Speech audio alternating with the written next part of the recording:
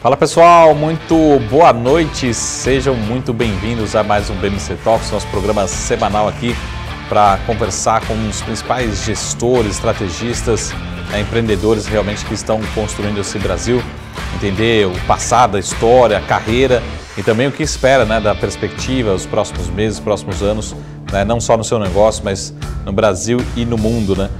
E hoje, lembrando também, antes disso, a gente está também acompanhando pelo podcast. Você pode escutar quantas vezes você quiser, é só procurar lá BMC Talks, tá bom? Está disponível também na sua plataforma preferida de podcast, tá? E hoje a gente tem um programa muito especial, que a gente está aqui com um dos maiores e melhores, né, gestores do país, da história, né, o time da Rich Capital. Vamos ver se o time já está aqui. Ricardo, muito boa noite. Obrigado pela presença, obrigado pelo tempo. Boa noite, obrigado a vocês por me receberem, é um prazer estar aqui de novo. Obrigado. Ô Ricardo, primeiro, antes de começar o bate-papo, mandar um grande abraço aí para o Igor, né? O Igor foi meu professor, né? Então sempre com muito carinho aí, mandar um abraço para não só o trabalho profissional, mas também o trabalho acadêmico que a gente acompanha juntos também, eu como aluno dele. Reconhecidamente também um ótimo professor também, além de profissional, aí do time de gestão, né? Que bom saber, nosso sócio querido. Puxa, não sabia não, que legal. Eu tive uma experiência no... Escrevi um livro também, que está aí nas livrarias, 2 livros, aliás, sobre comportamento, sobre economia, recomendo para todos que ainda não viram.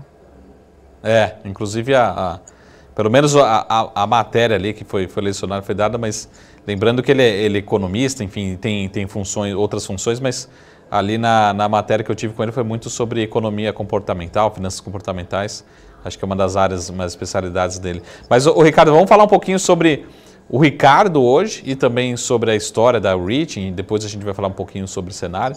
Mas antes de tudo, aqui a gente está, eu acho que para quem quiser conhecer mais tanto a história do Ricardo, do Igor, enfim, de toda a equipe, tem lá no site, né, richcapital.com.br. Mas entender o seguinte, a gente sempre fala assim, olhando para o currículo enfim, do professor, de todo mundo, é um currículo muito vasto, enfim, muito rico, né? E vocês reconhecidamente, você particularmente já foi um dos melhores gestores do país, reconhecido por Standard & Poor's, por outras agências, enfim, Exame. Acho que a pergunta é como que chegar realmente a construir essa carreira, quanto tempo leva, enfim, falar um pouco da história, né, até hoje do Ricardo para construir a gestora e um pouquinho da história, né? Sua que confunde um pouco a história da gestora, né? Bom, obrigado pelos elogios, acho que não é tudo isso, na verdade, mas assim, foi um pouco de lição de casa bem feita, foi um pouco de sorte também, né, de estar trabalhando ali desde o começo numa indústria que acabou mudando muito, né? Naquela época, sim, vamos dizer assim, era mais fácil ser um dos melhores, porque inclusive tinham muito poucos, né? Então, não sei se eu cheguei perto disso, mas assim, pelo menos naquela época era mais fácil. Eu lembro, né, ali em 97, 98, né, acho que o único fundo que tinha era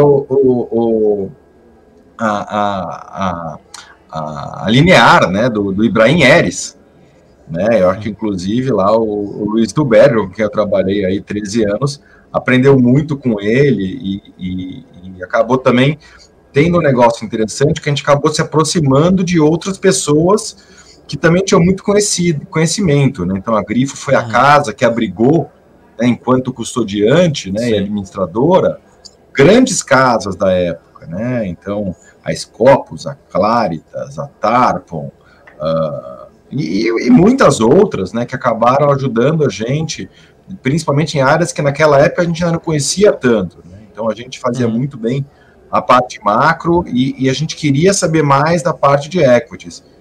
Então, se eu for dar uma sugestão para quem gosta de aprofundar no mercado, é sempre conversar com gente, ouvir gente. Hoje, obviamente, é muito mais fácil, né, você ouvir e participar com esse monte de lives, de TVs aí, como vocês, que estão fazendo um trabalho de expandir esse conhecimento financeiro das pessoas E as pessoas devem aproveitar isso. Eu acho que no Brasil, inclusive, por incrível que pareça, os gestores, de forma geral, e as pessoas que trabalham com isso, estão muito mais dispostas a trocar informação do que os próprios gestores americanos.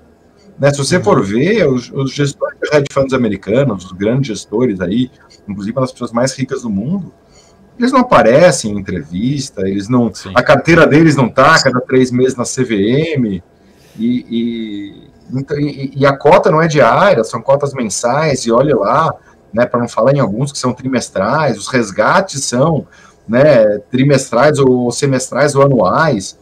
Então, assim, as pessoas aqui têm uma possibilidade de estudar e de aprender diferente do que em muitos outros lugares. Então, eu acho que estudar, ir atrás, né, foi o que eu tentei fazer. Eu fui fazer minhas pós-graduações, mestrado, você fez aquele monte de besteira lá, porque a gente sempre queria aprender, né? Então, a Series 3, Series 7, né, ler carta da BMF, que tinha um livro da BMF que saía trimestralmente, era muito pouca informação. Hoje é muito amplo, é muita coisa, e eu acho que é só assim que a gente aprende naturalmente a vivência.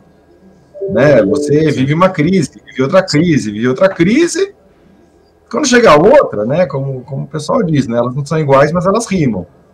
Então, fica mais fácil tentar se adaptar ao que está acontecendo no momento do mercado. O Ricardo, eu queria só aproveitar e falar um pouquinho também que você falou ali do Stuberger, falar um pouquinho da sua passagem, um pouquinho assim da sua convivência, assim, o que você aprendeu, talvez ali tenha sido o seu, vamos colocar assim, seu grande início, enfim, construção da história, realmente do conhecimento. Falar um pouquinho desse momento, que acho que também, acho que grande parte do Ricardo hoje, da construção desse conhecimento também, acho que deve-se também um pouco ao longo dessa construção que você falou, dessa história, de falar com pessoas, aprendizado, conhecer. Mas falar um pouquinho do como que era ali no dia a dia, o que você aprendeu, quais são realmente os legados ali desse início, né, tão rico, né, de conhecimento, né?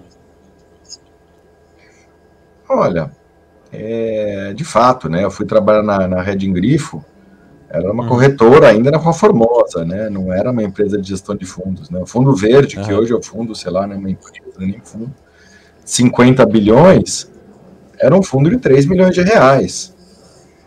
Era realmente muito diferente, mesmo porque o momento de mercado era outro, era o momento em que a taxa de juros no Brasil era 20 e poucos %. Sim. Então, nem tinha muito por que as pessoas saírem dos bancos e investirem em outros ativos. Era muito difícil você convencer qualquer pessoa. Você tinha ainda os fundos de pensão que compravam um pouco de bolsa, mas, de forma geral, as pessoas ficavam com 90% do dinheiro, ou 98% do dinheiro em CDB dos bancos ou fundos de renda fixa, né, bem conservadores. E a gente acabou aproveitando e pegando um pouco de todo esse negócio. Se eu fosse falar, vamos dizer assim, grandes aprendizados que eu tive ali com o Luiz, foi primeiro assim, né? Eu acho que o mercado é composto por uma quantidade de pessoas extremamente inteligentes, né? E que a gente não pode subestimar em nenhum momento. A gente sempre tem que tentar estar um passo à frente para tentar ver alguma coisa que o mercado não viu. E cada vez é mais difícil, porque o número de pessoas olhando o mercado é maior. E aquele negócio de enxergar à frente, talvez se a gente enxergar alguma coisa como de 6 meses a 1 ano para frente. Não adianta, né, ler o jornal de hoje, você não faz mais que obrigação. Você tem que saber tudo que está no jornal de hoje, porque é notícia de ontem. E a partir disso você vai saber mais para frente. Você adivinhar o que está ali, o que vai estar no mercado daqui a 3 meses, também é muito pouco.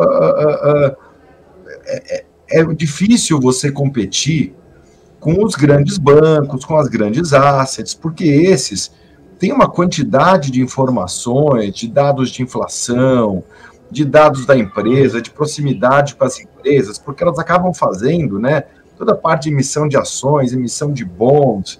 Então, aquilo ali meio que já está no preço, de alguma maneira, porque grandes participantes do mercado têm aquela informação.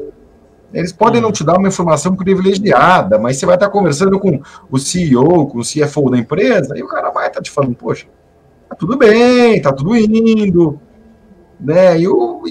Sim. E São Paulo, e o Brasil é pequeno, então, assim, você acaba conhecendo as pessoas de outro ciclo. Então, você tem que meio que tentar enxergar alguma coisa mais para frente.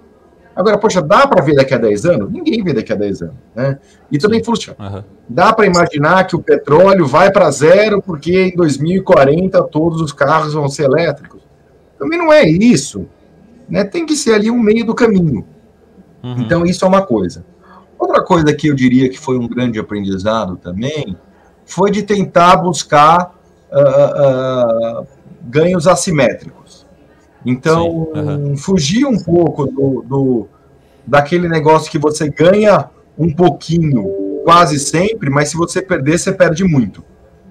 Né? Então, buscar riscos assimétricos do outro jeito, né? Em que você pague pouco por um seguro e que se ele der certo, você ganha bastante. E tentar buscar, né, as coisas que o mercado ainda não viu e não dá para ver, na verdade. Tentar construir um plano que vai chegar lá. E também, outra coisa que ele falava, que é muito legal, é o seguinte, o único cara que ganha dinheiro com feeling é o Stevie Wonder, né, que tem aquela música Feelings. Não dá para ter feeling, entendeu? Você tem que ter dados. Né? Vamos olhar os dados passados econômicos disso, vamos correlacionar isso com outra coisa, vamos olhar isso em relação àquilo outro, vamos falar com especialista em contas fiscais, vamos falar com especialista nesse setor, vamos falar com concorrentes, vamos falar com pessoas de outros setores que possam nos ajudar, né? Com empresas que às vezes não são ainda listadas, mas que podem ter pessoas que entendem daquilo e podem nos dar uma mão para fazer aquela análise melhor. Não é só, eu acho isso, eu acho aquilo, porque achar todo mundo pode achar, então a chance de você consistentemente gerar resultados, eu acho que é bastante baixa. Então eu acho que os principais aprendizados foram nessa linha. Tá ótimo. Ricardo, eu queria que você falasse um pouquinho do surgimento, né, da construção da Reach, né, que assim, a história do Ricardo, enfim, do Igor, todos os sócios, é uma história já bastante longeva, né, muita experiência no mercado, mas a Reach é mais recente. Eu queria que você falasse um pouquinho da história da Reach e também um pouquinho da filosofia da casa, quais são realmente as metodologias, o que vocês utilizam para buscar esses dados, falar com pessoas, enfim, como é que realmente é o dia a dia dentro da Reach, né, em termos de estratégia, de filosofia, né? Legal. Olha, quando você vai montar um board de uma empresa, como é que você faz? Né? Você fala, olha, poxa, eu sou bom e entendo da empresa e desse negócio. Então, vamos tentar trazer outras pessoas que são boas em outras coisas. Então, você vai trazer lá uma pessoa que tem uma visão da parte de tecnologia. Você vai trazer uma pessoa que tem uma boa visão do lado do consumidor. Você vai trazer uma pessoa que tem uma boa visão de alguma coisa correlata, mas seja um outro setor. Então, você busca pessoas inteligentes e convivência em outras coisas. Quando a gente começou o núcleo inicial, começou a pensar na montagem da Reach, a ideia foi muito parecida. Então, vamos dizer assim, eu sou uma pessoa que sempre fui mais ligada ao trading, a operações, né, mas sempre com base nessa questão, vamos assim, mais fundamentalista, mais olhando dados e menos nesse day trade ou operações de curto prazo. Falei, olha, precisamos de alguém que seja ligado nessa parte econômica. O Igor, apesar de já ser um amigo de antes, ele já tinha sido também, já tinha contratado eles, né, já tinha sido convidado nosso para algumas palestras, né, e para falar um pouco de economia. Na época que até acabei tendo bastante contato com ele profissionalmente, foi na época que ele estava no Ministério da Fazenda ali, junto com o Joaquim Levy, como secretário da Fazenda, e foi muito interessante, porque uma pessoa como você falou, né, uma formação brilhante, né, depois de ter trabalhado na Gávea, na tesouraria do Itaú, feito PhD lá em Harvard e tal. Eu falei, poxa, a gente precisa de alguém para olhar com bastante profundidade a parte econômica, e o Igor é o cara ideal. É difícil até saber como que cabe tudo isso em... Né? Parece que ele construiu isso em umas 4, 5 vidas diferentes, né? Então, um pouco... Não, impressionante. Não, e aí você vê o currículo dele, ele fala um pouco de chinês, ele fala um pouco de não sei o que lá, ele realmente é um cara que gosta de estudar e tem tempo para escrever livro e ajudar na Fiesp, fazer o diabo. Realmente é um cara bem, bem especial e um sócio querido e que, além de um bom relacionamento profissional, a gente tem um bom relacionamento pessoal também. E aí, assim, com essa filosofia acabou indo, né? Então, né, a gente pega o Maurício, que é cogestor do fundo, está há muito tempo também, que é um cara de análise de empresas já de sell side, que veio ali de banco internacional e tal, que tinha mais essa parte de análise micro, que acho que já veio falar aqui na BMC algumas vezes também. Sim. O Henrique, também é outro cogestor do fundo, uma pessoa que tinha uma outra pegada, já vindo de uma empresa que fazia muitos merges de empresas fechadas, então também tinha uma boa análise de empresas num lado bem micro e tal, e hoje, inclusive, é uma pessoa que está bem focada nessa parte de tecnologia, que eu acho que é o futuro, né? Não tem como a gente fugir um pouco disso, e é um negócio que a gente vai querer estar cada vez mais perto, então a gente está aprofundando nisso, inclusive trazendo, né, como você falou, né, como eu ouvi lá atrás, né, a importância de trazer pessoas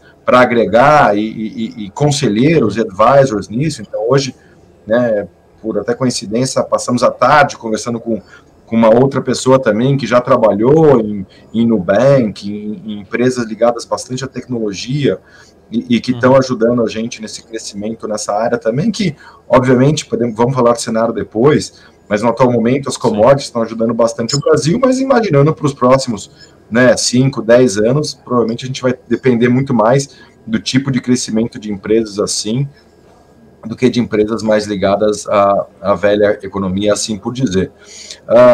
E aí a gente acabou trazendo o Pedro, que foi gestor já de um fundo de pipe, a gente trouxe o Gustavo Ribas, que já tinha sido também CIO de uma outra empresa ligada a grandes famílias, inclusive internacionais, que tinha trabalhado em grandes IPOs de empresas lá fora, etc. O Getúlio, que tinha sido trader no Santander. Então, assim, a gente foi montando meio que um quebra-cabeça de pessoas que pudessem ajudar a gente e buscar, né, ter informações diferentes, né? Hoje somos aí por volta de 15 pessoas na empresa, né? Sei lá, 90% disso focado única e exclusivamente na gestão. Então, todo dia a gente comemora e chora, né, os bons e maus resultados do fundo, né? Obviamente também com uma visão de mais longo prazo, mas toda vez que é bom a gente fica feliz, né? Normal. Sim. Com relação ao nosso processo de gestão, isso que eu acho interessante, a gente é uma casa, né, focada em ações, apesar do nosso fundo, a gente tem um fundo exclusivo de ações, mas a gente tem um fundo Total Return também, eu gostaria até falar um pouquinho mais dele, sim. Mas o nosso processo de análise de ações é um processo que é bastante ligado a isso que eu comentei. Então, um processo bem fundamentalista, um processo que busca informações em pontos que a gente quer ser diferente, né, do resto do mercado. Eu acho que tem muita gente que é assim, muitos fundos muito bons no mercado que fazem isso também, mas a gente, de fato, tem até, né, um processo de avaliação dos analistas ligado nisso. Então, ao invés de fazer uma premiação dos analistas baseado única e exclusivamente se a empresa dele cresceu, subiu ou caiu, que seria o mais fácil, vamos dizer assim, o que a maioria das pessoas está acostumada a fazer, a gente tem uma bonificação maior para aquele analista que fez mais lição de casa. Então, o que é lição de casa? Poxa, ele conseguiu falar com vários diretores da empresa, né, vários C-levels da empresa, ele conseguiu falar com concorrentes da empresa, ele conseguiu falar com o chairman da empresa, com o conselho fiscal, com outros conselheiros, com ex-funcionários, né, a gente sempre cita isso, porque, né, aquele negócio interessante que ele põe o dedo na ferida, né, ele às vezes está com raiva, tal, foi despedido, então acaba falando alguma coisa que você inicialmente não procuraria, e aí por ali você vai achando outras coisas que podem ser importantes, você vai falar com clientes da empresa, né, esse produto que ele está falando que é maravilhoso, É de fato assim? Está vendendo? Ou ele fez só a venda para o franqueado e depois na ponta final não vendeu? Como é que está sendo isso? Então, é de fato um negócio meio Peter Lynch, né? De sentar e ficar vendo sacolinha no shopping. Mas, assim, é tentar procurar outras maneiras, né, de buscar informação, né, de trazer essa parte, inclusive, mais tecnológica, né, de análise de dados e etc., para tentar ter algum tipo de vantagem em relação, né, a esses concorrentes tão bons que existem no mercado hoje. Então, a partir daí, a gente faz a nossa análise das empresas. Análise micro, análise macro, aliás. Obviamente, a gente até gosta de ter posições mais de longo prazo. Então, vamos dizer, poxa, a gente tem uma posição, assim, estrutural em bolsa por definição. Então, vamos fazer algum tipo de hedge que seja barato para a gente carregar agora e que possa dar um bom retorno uma vez que as coisas se invertam. Porque, apesar da gente ter uma área de risco séria ali, que a gente respeita muito todos os limites que ela impõe, tem sistemas, inclusive, que fazem todo o controle disso, às vezes não dá tempo, né? Às vezes infelizmente, um avião de alguém que cai, ou alguma coisa que acontece overnight, que o mercado já abre, né? Com um gap de baixa, ou com alguma coisa que você não tem mais tempo de fazer nada. Então, se você consegue fazer algum tipo de proteção que seja barata, seja no mercado de juros, de dólar, de volatilidade, de índice, ou algum mercado externo, seja lá no que for, às vezes a gente gosta de fazer, tem isso como uma das filosofias da casa, e até agora tem sido assim bastante rentável, né, inclusive ganhar na parte de ações e ganhar nos hedges também,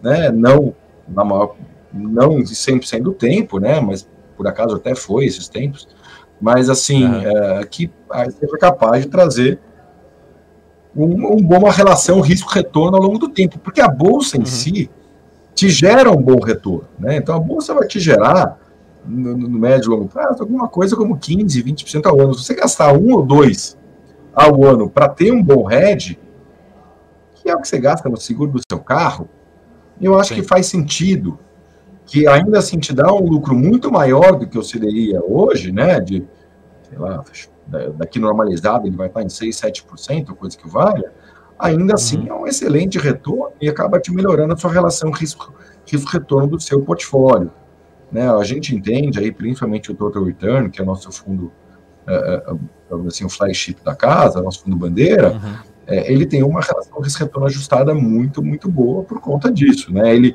no passado, acabou sendo até melhor do que a gente imaginaria, né? Ele está aí desde o início, nesses 4 anos e meio, com uma rentabilidade analisada de 32%, né? Então, poxa, não é normal, né?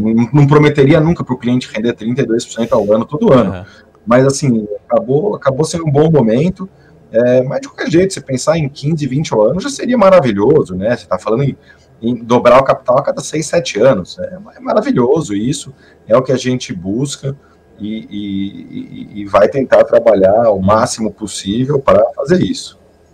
Ricardo, só para deixar claro, se você puder explicar mais ou menos quais são as diferenças entre o FIA e o Total Return, como é que é a filosofia, enfim, são as mesmas ações, para deixar claro as duas estratégias. Olha, o FIA, ele tem exclusivamente um portfólio de ações compradas, né? O famoso long only, né? Aqui no Brasil chamado.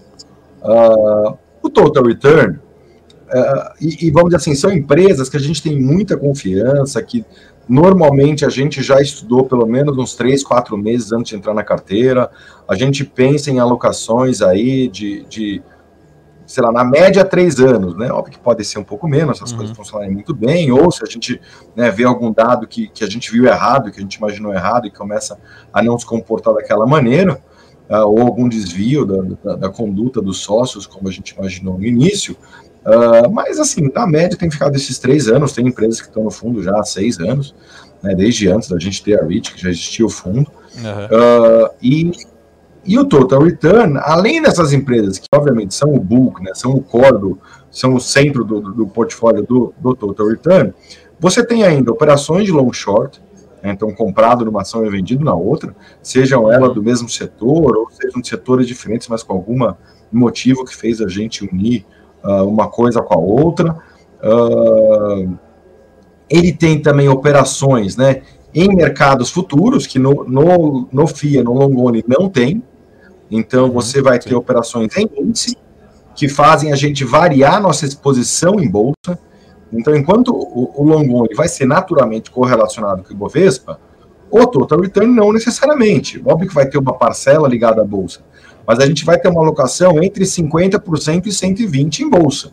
A gente pode ou nos proteger mais no momento que a gente está mais preocupado, ou está mais comprado no momento que a gente estiver mais otimista com a bolsa, que eu acho que acaba sendo, né, um jeito de facilitar a vida do cliente, né? Porque, por mais que algumas pessoas hoje em dia estão mais ligadas no day trading e essa coisa toda, é mais fácil uma equipe de gente fazendo isso do que a pessoa física fazer isso diretamente, porque não é o trabalho dela.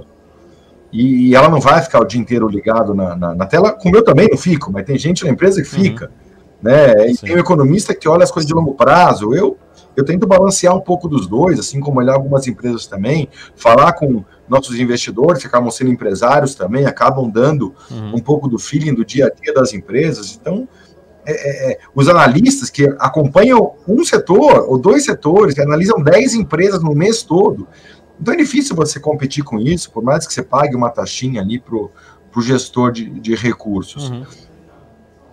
Então, assim, o total return, ele tem tanto as posições long only do FIA, quanto as posições compradas e vendidas, quanto posições, né, em índice, e posições em opções, e posições em dólar futuro, posições em juros futuros, posições em crédito, eventualmente, né, principalmente debêntures, né, warrants, assim, debêntures conversíveis ou debêntures participativas, ou posições em outros mercados. A gente pode trabalhar em mercados americanos. Obviamente, quando a gente fala disso, a gente está se propondo a investir não de forma geral em empresas do mundo, porque realmente com a equipe que a gente tem é muito difícil tentar, né, dominar o mundo, nem a nossa ambição ou, né, arrogância de achar que a gente faria isso bem feito.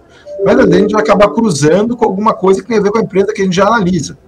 Né? Então a gente está analisando uma empresa de um setor aqui que tem uma muito parecida nos Estados Unidos, ou alguma empresa que seja local e tem alguma operação fora, né, que nem foi o caso dessas empresas que todo mundo conhece, investiu, né, como foi o caso aí de uma XP, que é 100% local, ou do Mercado Livre, que tem a América Latina como um todo, e nem, sei lá, muitas outras, né, que existem aí e que tem aí listagem fora do Brasil, ou que tem operações aqui e lá, e que acabam sendo ótimas, né, formas de você investir o seu capital e pegar uma apreciação do seu retorno, né? E aí que tem esse negócio que eu te falei, de tentar conseguir comprar os hedges baratos, porque se você for pegar, a maioria do dinheiro do Brasil ainda é investido, né, em multimercado, né?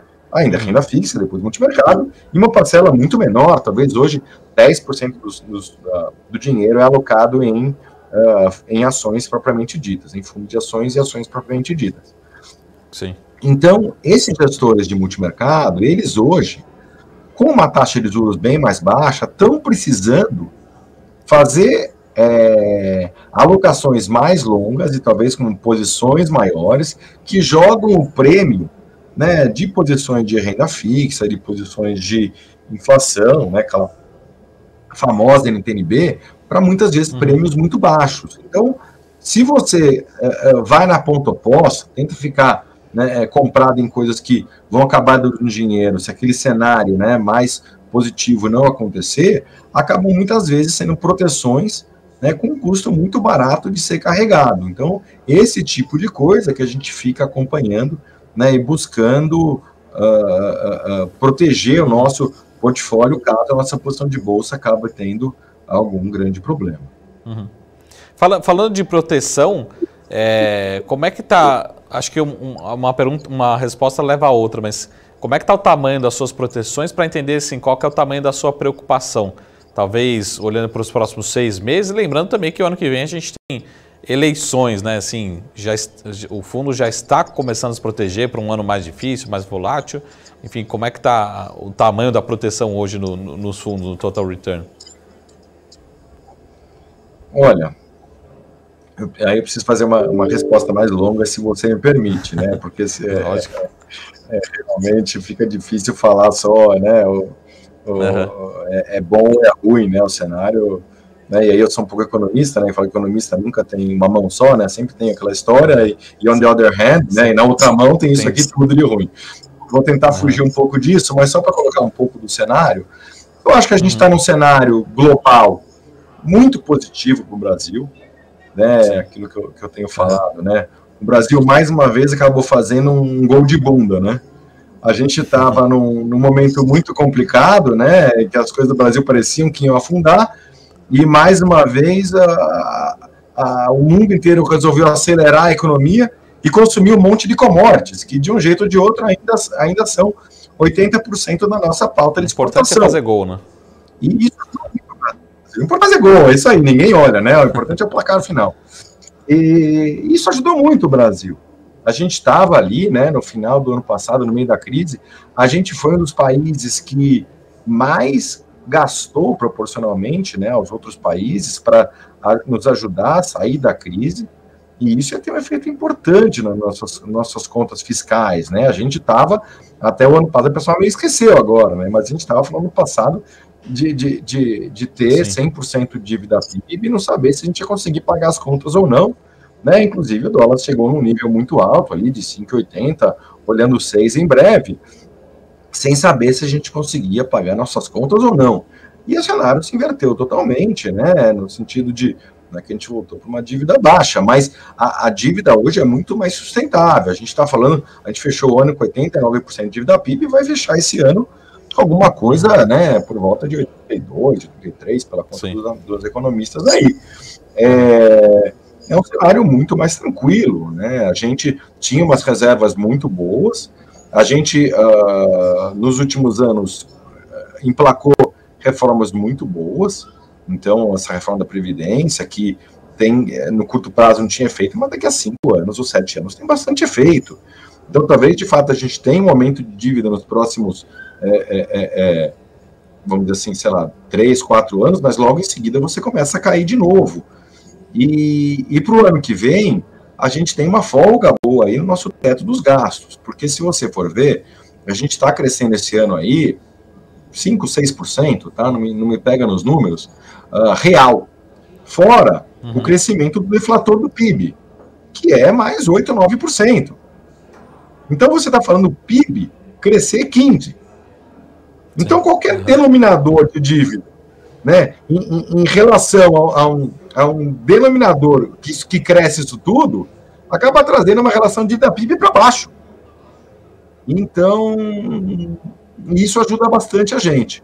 Outra coisa, a quantidade que a gente pode gastar no ano seguinte é muito dependente de quanto foi a inflação dos 12 meses entre junho e junho.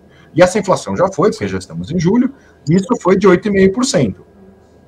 Então, a gente vai ter um gasto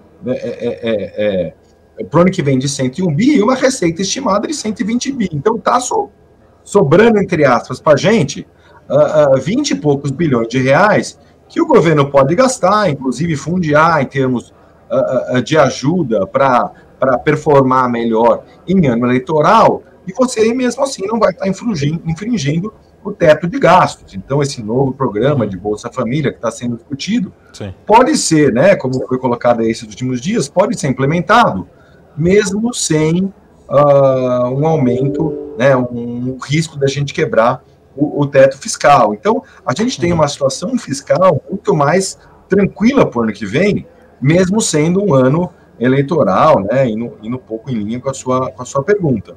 A gente tem uma situação de câmbio também bem tranquila, né, os bancos não têm mais aquela questão do overhead que eles tinham no ano passado, a gente tem uma balança de transações correntes, né, com um dos melhores números da história, ou pelo menos os melhores números dos últimos 20 anos, né, muito, muito positiva.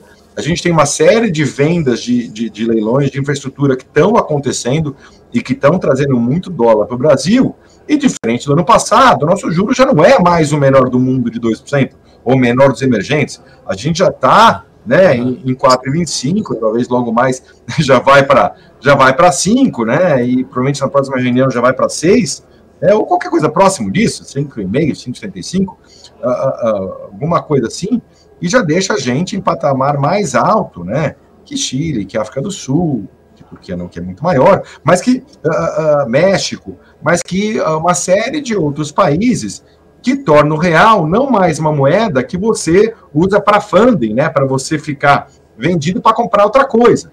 Então não tem mais porque o real ter aquela desvalorização tão grande como ele teve. Então, provavelmente o fluxo acaba sendo muito mais positivo e a gente está muito mais perto de ter uma maior valorização, uma maior queda, né? Esse negócio real de 5,20 que estava ontem, 5,7 que está hoje, né? Muito mais fácil ele ir para 4,80 do que ele ir para 6, como estava lá na frente.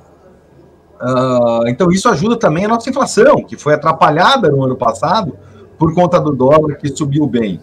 Então você tem, né, uma inflação que vai ficar relativamente controlada, uma vez que, né, talvez o Banco Central tenha exagerado na queda dos juros e talvez a gente tenha tido aí um choque de oferta grande, principalmente ligado nas commodities, que nos ajudou por um lado, mas por outro lado trouxe um pouco mais de inflação, que acho que foi uma das poucas vezes na história, inclusive, que a gente teve commodities agrícolas e commodities metálicas subindo ao mesmo tempo e sem gerar uma inflação galopante. Então foi muito bom para o Brasil tudo isso, ajudou bastante a gente, né, uma série de setores que foram muito, muito ajudados no Brasil por conta disso. Então, assim, a gente tem uma inflação relativamente ok, um câmbio que está bom ainda, né, que é um câmbio de 4,5, 5, 5,5, é ótimo para as nossas exportações, ou é muito bom, pelo menos, sem ter inflação. O nosso juros que está aumentando, né, é o juros que está aumentando para 7. Há 5 anos atrás, nossos juros era 14. Então, quer dizer, é metade do que era 5 anos atrás, em 2016. Então, assim, ainda é um juros baixos, quer dizer, que a gente vai pagar pouco de dívida, né, por mais que a dívida tenha subido, então a gente vai ter pouco gasto com dívida. A nossa parte fiscal está equacionado. A parte de emprego é uma parte que está ruim, mas, por outro lado, é uma parte que vai melhorar, né? Porque do 15% de desemprego, ninguém acha que ele vai para 16%. Ele provavelmente vai cair a partir disso. Sim. Óbvio que o desemprego é um lagging indicator, ou seja, tudo acontece antes de bom para depois do desemprego cair. Né? Não sei se vocês lembram, na época da eleição da Dilma, ela falava assim, nossa, mas vocês estão falando que a economia está horrível, mas o desemprego está bom, está em 4%, 5%, mas logo depois ficou ruim, porque é um lagging indicator. Então isso aqui acontece depois das coisas de fato, né, melhorarem ou piorarem. Então, daqui para frente, provavelmente o desemprego melhora, as empresas com o dólar mais desvalorizado estão bem, as empresas de família, de forma geral, se desalavancaram muito nos últimos anos, então podem se alavancar e ou consumir mais ou ir em busca de novos projetos, porque pela questão todos esses anos, baixo crescimento, mais o ano passado complicado, né, fizeram poucos novos projetos e, ao mesmo tempo, apareceram poucos concorrentes, porque ninguém tinha coragem de investir no Brasil, então as nossas empresas que a gente investe em bolsa, né, são favorecidas, porque tem poucos concorrentes no momento de retomada da economia. Então, assim, de forma geral, um cenário positivo. Qual que é o risco, né? O risco é os Estados Unidos, de maneira geral, começar a subir os juros, né, e fazer o tapering que assuste o mercado, mas olha, mais avisado que está sendo que esse negócio vai, em algum momento, ter um taper é quase impossível, né? Porque vai fazer, não vai ainda, vai fazer, não vai ainda, vai fazer. Assim, todo mundo já sabe se é mais, né, se é em novembro, dezembro ou janeiro, os Estados Unidos vai começar o processo de tapering. Falta só os dados de emprego melhorarem e ainda não melhorarem. Eles vão errar pelo contrário, eles vão errar para deixar a inflação ir um pouco mais. Não é difícil você ter, né? Como o Chair Powell falou ontem, é difícil você ter grandes números de inflação sem ter um grande, né, sem ter um grande número de emprego acontecendo. E, por enquanto, os Estados Unidos ainda tem 6% de desemprego e ainda tem, né, uma população ocupada, né, que caiu de 63% para 60% da população. Então, é como se tivesse por volta de 6% a menos nos Estados Unidos trabalhando que tinha há 1 ano e meio atrás. Então, se a curva de Phillips funciona mais ou menos, Existe uma relação de mais pessoas trabalhando, mais sobe o preço das coisas, porque é mais gente consumindo. Como não tem uma coisa, não tem a outra. Então, por isso que ele está, de fato, esperando, não quer arriscar, né, brecar a economia, talvez, num momento muito cedo. Mas, em algum momento, vai acontecer isso. Eu acho que o mercado não vai tomar um grande susto, mas sempre é, né, um pouco assustador, né, maior a economia do mundo fazer isso. Você tem uma série de outros bancos centrais que vão esperar o Banco Central americano fazer alguma coisa para depois fazer, diferente de alguns bancos centrais aqui da América do Sul, né? Os países europeus e asiáticos provavelmente devem esperar, né? Ou devem fazer alguma coisa, devem ter mais coragem para fazer alguma coisa, uma vez que o Banco Central americano faça também. Então, eu acho que esse é o cenário, esse é o risco. A eleição, sim, olha, vamos, assim, eu sou política, todo mundo tem a sua opinião, minha opinião de gestor não vale absolutamente nada além do que de qualquer outra pessoa, mas só para colocar o meu ponto de vista, assim, que o cenário tem 90% de chance de ser Lula e Bolsonaro, né, até pipoqueiro aqui de baixo sabe, né, então, assim, todo mundo sabe que esse é o cenário mais provável, né, é uma grande surpresa se o Bolsonaro ganhar, porque tem a máquina na mão, porque o ano que vem a economia vai estar melhor, porque ano que vem o Covid vai estar melhor, porque vai estar todo mundo vacinado. Não é surpresa. É surpresa se o Lula ganhar, já que é o primeiro nas pesquisas e sempre tem um público que ama ele, e tem muita gente que pegou, né, reclamou um pouco da forma que Bolsonaro governou e o que ele fez, ele ter se juntado com os partidos de centro, etc. Não é surpresa. Hoje, alguém vai falar, vamos dizer, o governo Bolsonaro vai ser muito diferente do governo atual? Não sei, provavelmente continua a mesma equipe econômica e tal. O governo do Lula vai ser uma grande surpresa? Não é o que ele falou até agora. Para começar, a gente já teve 8 anos do governo Lula, né? 2, assim que ele teve a primeira declaração dele, que ele saiu da prisão, ele falou, poxa, obviamente, eu não acreditava que eu merecesse ser preso, e etc, etc. Finalmente a justiça viu, mas, né, não estou bravo, vou voltar a falar com os empresários de forma que ele está falando, né, foi falar com o Fernando Henrique, né, está falando com aqueles economistas que todo mundo já gosta, né, que é o Henrique Meirelles, é o Marcos Lisboa, são pessoas ligadas e que o mercado vai gostar, porque a grande verdade é o seguinte, quem sabe o nome do nosso ministro da Educação? Quem sabe o nome do nosso ministro da Infraestrutura? Da Infraestrutura todo mundo já sabe. Mas quem sabe o nome são 25 ministérios, quem sabe o nome? E para as pessoas que não são ligadas ao mercado financeiro, eles também não sabem que é o ministro da Economia, ou nesse caso, até sabe, mas as pessoas não estão muito ligadas se aquele cara né, de esquerda, de direita, de centro, as pessoas não têm muito essa noção do dia a dia. Então, já que o mercado gosta tanto, é muito fácil para ele colocar um ministro que o mercado possa gostar. Então, assim, o presidente do Banco Central, a gente tem um Banco Central que é independente hoje. O presidente do Banco Central vai ser o Roberto Campos, não importa quem for eleito. Então, eu não vejo esse cenário que seja grande catástrofe. Quem não sabe que tem um risco da eleição no ano que vem? Mas acho que é muito menos risco do que foi na última eleição, que você tinha um governo petista que estava um pouco mais radical, e você tinha um governo Bolsonaro que você não sabia o que ia fazer na prática, porque era um pouco desconhecido para todo mundo. E no final, o que você tem hoje é um risco de cauda, não tem o risco de ser positivo. Não é? Quer dizer, o risco não é ser pior do que o cenário básico, o risco é ser melhor que o cenário básico, que é vir aí, sei lá, um Eduardo Leite, que até conversei faz 2 semanas aqui, um almoço aqui para poucas pessoas, e que se mostrou assim, um cara assim, extremamente ponderado, uma pessoa que já está fazendo um bom trabalho ali no Rio Grande do Sul, que entende as necessidades que a gente tem no Brasil, que, assim, olha, assim, se ele conseguir pegar as pessoas que não gostam do Lula e votam nele para o Bolsonaro não ir e vice-versa, pode ser um risco positivo. Então, pode ser um pouco pior com o candidato A, o candidato B, pode, mas assim, vai mudar fundamentalmente? Não vejo isso acontecer.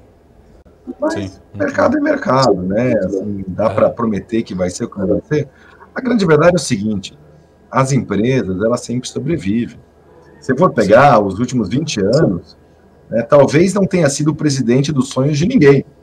Ou de pouquíssimas pessoas, não vou falar de ninguém, mas de pouquíssimas pessoas. E ainda assim, Quantas empresas surgiram e ficaram gigantescas no Brasil? Se você tem lá alguém construindo uma empresa de farmácia, de sapato, de aluguel de carro, de infraestrutura, de não sei o que lá, que ficaram gigantescas, e a política é política, e economia é economia, as empresas são as empresas, uma coisa não necessariamente conversa com a outra. Óbvio que a economia pujante, crescendo 5%, ajuda todo mundo, sem dúvida, mas mesmo assim, tem milhões de opções, de oportunidades na Bolsa, acontecendo todos os dias, nesse monte de IPO aí, de empresas maravilhosas, e que estão crescendo, apesar do PIB, né? O PIB do Brasil dessa década era uma década perdida de novo, e muita gente ganhou dinheiro na Bolsa. Apesar do CDI gigante, ainda assim os fundos de Bolsa bateram o CDI por uma enormidade. Agora o CDI está menor, e você tem um cenário que pode ser melhor. Então, não é um cenário que assim, me assusta, não vou ter bolsa, vou vender toda a minha bolsa em março, ou abril, ou maio, porque ali vai piorar. Não acho que é assim que é a melhor forma de você fazer gestão de recursos. Eu não vejo ninguém que consistentemente na história do mercado financeiro ganhou dinheiro fazendo isso. Pelo contrário, eu conheço muita gente que perdeu dinheiro fazendo isso, e as pessoas que não fizeram isso, eu vejo que ganham muito dinheiro. O seu Roberto Setúbal vendeu a ação do Itaú nos últimos 20 anos, apesar de qualquer momento eleitoral, né? O seu Salim Matar vendeu as ações da Localiza por conta disso. A família, né, Zagotes e Peponi vendeu as ações da Drogasil nesses últimos 20 anos por conta disso. A família Birman vendeu as ações da Arezzo. Assim, as empresas cresceram independente da parte política e, cara, eles nunca compraram e venderam. E são, com certeza, as pessoas que mais ganharam dinheiro com isso. Então, essa loucura de day trade, não sei o que lá, é sempre complexo, porque você paga o BTNS com certeza, você paga a corretagem com certeza, e você não sabe se você vai ganhar dinheiro.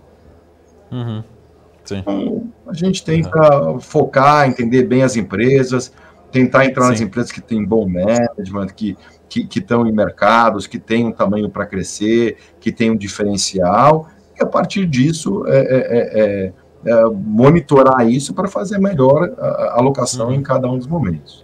Perfeito. Pô, Ricardo, muito bom, muito obrigado pela aula aí, pelo tempo, o bate-papo passa muito rápido. E aproveitando, eu queria que você deixasse uma mensagem final, mas eu também vou deixar uma provocação final. Independente da política, do cenário de 2022, mas olhando para os próximos 12 meses, 24 meses, 36 meses, você acha que ainda é possível? Porque sempre tem aquela discussão, vou entrar na Bolsa agora no 125 mil pontos, agora que já subiu 50%, 60%, 70%, enfim, parece muito caro, enfim. Você acha que a gente ainda tem espaço para ter um ganho, né, médio anual aí de 15%, 20%? A gente ainda tem boas empresas com bons fundamentos, com potencial de valorização, né? Só para a gente terminar aqui o bate-papo, o nosso recado. Vamos lá. O quanto ela subiu importa zero para o mercado, importa onde ela está, né? Não vou comprar agora que eu estou com prejuízo. O mercado não dá a mínima bola para quanto você comprou. Importa hoje, tá caro ou tá barato, né? Sem chegar todo dia e falar, poxa, hoje eu compraria ou venderia, e amanhã eu compraria ou venderia. Isso aqui é assim, é um pouco piegas até falar, mas é a realidade, assim. Warren Buffett comprou Disney em 1955 e está com ela até hoje ganhando dinheiro. Ou vendeu um pedaço, se arrependeu pra caramba porque vendeu. Quem vendeu a Amazon em 98, tá feliz ou tá triste? Quem vendeu a Apple porque subiu 100% em qualquer momento até agora, tá feliz ou tá triste? Não importa quando você pagou, importa hoje, em relação ao que ele vai ser daqui para frente. A Bolsa Brasileira está negociando a 10 vezes lucro. É muito ou é pouco? Para um juros de quantos por cento real? Quantos por cento real é os juros hoje? Vamos supor que seja 6, que ainda nem é 6. Com uma inflação de 4, que nem é 4, que na verdade é 7. Mas tudo bem, vamos dizer que a meta seja 4. Fora o que você paga de IR, 1% real no CDI. Sendo bonzinho, vai. É melhor ter ou ter uma empresa com PI de 100? Porque a empresa com PI de 100 ainda cresce. E te paga a inflação, porque todo ano o preço do remédio o cara reajusta, o preço do sapato reajusta, o preço do aluguel de carro reajusta. Então é tudo corrigido pela inflação. O que é melhor ter? E o PI é 10, não é que é 100, não é que é 80, não é que é 70, não é que é 50. Então, para quem tem alocação por longo prazo, não vou nem falar de Bitcoin, porque eu não entendo disso aí, e qualquer pessoa que tenha vendido Bitcoin se arrependeu, e foi o ativo que mais deu dinheiro nos últimos anos. Eu queria estar errado de não ter comprado só Bitcoin. Mas, assim, o quanto subiu já é irrelevante. Mas se você quer levar isso em consideração, a Bolsa hoje tem, pelo menos todas as empresas de commodities, né? A Vale, a Suzano, a Gerdau, a Petrobras, vendem commodities em dólar. Então, uma boa correlação com o dólar a gente já deveria ter, tá? Então, imagina que hoje a Bolsa está a 120 mil pontos, 120 uns quebrados, né? 125. O dólar hoje está em 5,08. Então, estamos falando aí que a Bolsa está em 40 mil dólares. A Bolsa em 2008 era quase 50 mil dólares. Então, ela passou 13 anos e está abaixo do que estava antes. Ela está barata ou está cara? Não adianta você falar, poxa, nos últimos 6 meses subiu. Qual é a base de comparação que você vai usar? E lá atrás o juro era 10%. Hoje é 5%. 10 não, era 14%, 15%. E hoje é 5%. Então, essa base da onde veio, e aí você pega o momento mais baixo historicamente, ninguém comprou naquele dia que estava mais baixo historicamente. Pode ter uma realização, mas óbvio que pode. Mas você vai adivinhar o dia de entrar de novo? Não vai, ninguém adivinha. O cara que adivinha com 1% do patrimônio dele, seja qual for. Né? O cara que fez com mais do que isso deu sorte, não vai fazer isso várias vezes. Então, assim, a grande verdade é que você tem que estar alocado sempre. Você tem que ver qual que é a alocação ideal para você, né? Se é 20%, 30%, 50%. E eu tenho 100% há 25 anos, e eu só me dei bem, eu só ganhei do CDI. Sempre nos períodos em que a economia foi horrível e o CDI foi maravilhoso. E eu sempre ganhei. Eu estava em fundos bons de fato, mas assim, não sei se na Bolsa em geral seria assim, mas os fundos bons eram uma lavada no CDI e em todos os fundos multimercado esse tempo todo, sem ter come-cotas. Agora ainda vai voltar come-cotas para fundo fechado, para quem antes não tinha nem esse problema, era rico, não tinha esse problema. E o fundo de bolsa sempre teve isso. Então, a bolsa pode subir? Olha, as empresas têm vários projetos, o juros está baixo, as pessoas vão consumir mais, o desemprego vai diminuir. Não tem que subir? Eu acho que tem que subir. Eu acho, assim, eu acho que se a bolsa tiver 150 mil pontos, por que não? Ela estava em 120 ela estava em 120 e antes do Covid todo mundo achava que ia para 140, agora ela está em 120 e já passou o Covid. Já passou um ano que as coisas foram muito bem, obrigado. E o juros está mais baixo do que estava ali em 2019. Por que ela não pode ser mais alta? Sim. Não sei, assim, eu estava pessimista até 2013, 2014, né? E depois eu tive otimista. Não falo, você sempre está otimista, não é isso? Eu tive otimista nos últimos anos e, por enquanto, eu estava certo, pelo menos no período como agregado, né? Às vezes, muitas vezes ela deu ótimas realidades, nem se fala em 2000 e em fevereiro do ano passado que eu estava mais errado do mundo, né? E até caímos, depois a gente recuperou, fechou o ano com 15%, mas caímos um monte no mês ali do Covid. Mas você tem que olhar assim, no big picture, né? O que a gente olhou ali e falou, poxa, as empresas vão acabar? Não vão acabar. Quanto tempo vai ter o Covid? Se for igual a doença espanhola, vai ser 2 anos. O que é uma empresa? O fluxo de caixa dela de hoje até o infinito, uma taxa de valor presente que vale mesmo, são os próximos 15, 20 anos. Então, perdeu 2 de 20. Quanto que é para cair? É 10%, é 15%, é 20% do valor? Elas perderam 50%, então parecia muito. Então era hora de comprar. Agora, quer dizer, elas estão caras porque elas saíram daquele momento que estava uma queda exagerada? Eu acho que não. E eu acho que a minha mensagem final é essa, acredite, né, tenha firmeza, faça a lição de casa e converse com bastante gente para você ver que realmente, né, os gestores de bolsa, acho que em unanimidade, até chato falar isso, porque todo mundo fala a mesma coisa, mas assim, realmente é o que funciona, infelizmente. Né? Como diria o Warren Buffett, né, investir é boring, né? É igual ver a grama crescer, igual esperar a tinta secar, e é o que dá certo. Você quer emoção, vai para o cassino, não vai para a bolsa.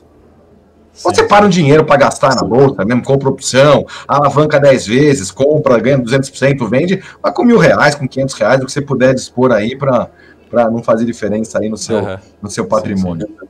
Sim. Pô, muito bom, Ricardo. Muito obrigado pela toda a aula aí. Manda um grande abraço para todo o time, especial para o Igor, professor. E a gente está sempre aqui com as portas abertas aqui para vocês. Obrigado pela disponibilidade de sempre. É um prazer estar com você de novo. Fechado. Um abração. Valeu, obrigado. Boa noite, Ricardo. É isso aí, a gente esteve aqui com o Ricardo Campos. Ele é CEO e CIO, né? Sempre recomendo visitar também o site oficial da gestora, né? richcapital.com.br. Você tem lá todas as informações, acessar o currículo, enfim, as cartas, as informações sobre os fundos, tá bom? Então, a gente está toda quinta-feira aqui no nosso BMC Talks e você também acompanha diretamente na sua plataforma preferida de podcast disponível. É só procurar lá, BMC Talks com Marcos Saravari, você consegue encontrar, tá bom? Então, a gente esteve aqui com a Rich Capital, né? O Ricardo já foi eleito um dos melhores gestores do mundo e os fundos deles também têm um histórico muito, muito bom, tá? Então, toda quinta-feira a gente está aqui no nosso BMC Talks. Tenha um ótimo final de semana, uma ótima noite e a gente se vê aqui no nosso Talks na semana que vem, tá bom? Até mais, tchau!